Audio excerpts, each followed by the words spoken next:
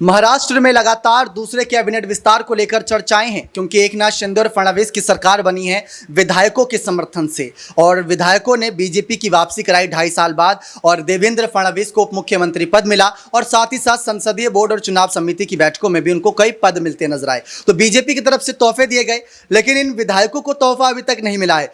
करीब 20 विधायक, जिसमें शिंदे फडणवीस को इंक्लूड करते हुए, सबने शपथ ली, और अभी भी 23 विधायकों की जगह खाली बनती है कैबिनेट विस्तार में।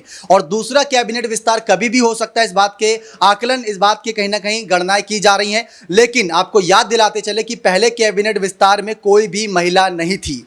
उस पर सुप्रिया सुले ने, उसी बात पर पंकजा मुंडे ने, सबने निशाने साधे थे देवेंद्र फडणवीस और शिंदे की सरकार पर। पंकजा मुंडे, जो खुद बीजेपी से मंत्री हैं, उन्होंने निशाना साधा था कि इन्होंने सरकार का विस्तार तो करा पहला, लेकिन कोई महिला नहीं थी। ये कहां का तुक बना? इससे कोई भी यहां पर खुश नजर नहीं आया था, क्योंकि महिलाओं को जो जगह मिल रही है, देश के सबसे सर्वोच्च पद यानी राष्ट्रपति पद पर इस समय राष्ट्रपति द्रौपदी मुर्मू है, सबसे बड़ा पद उनके हिस्से में है। लेकिन अभी तक सवाल यही है कि जनता को क्या यहां पर कोई महिला कैबिनेट में यहां पर देखने को मिलेगी शिंदे फडणवीस की। पंकजा मुंडे ने अपने बयान में साफ कह दिया था कि उनके समर्थक नाराज हैं। मैं तो मान जाऊंगी, यानी मैं अपने आप को किस तरीके से मना लूंगी, लेकिन समर्थक जो नाराज हैं उनका क्या? वो तो नहीं मानते, क्योंकि वो हमें समर्थन इसलिए करते हैं ताकि हमें पद मिले। हमें पद मिलेंगे तो ही हम उनके लिए काम कर पाएंगे, हम उनके लिए सेवा कर पाएंगे। लेकिन अगर हमें ही पद नहीं मिलेंगे तो जनता को हम कैसे मना पाएंगे? ये बातें थी। और दूसरी तरफ शिंदे फडणवीस की तरफ से यह कहा गया है कि इस बार जनता की सेवा का मौका कुछ नए चेहरों को मिलेगा, यानी कुछ नए चेहरे ऐसे होंगे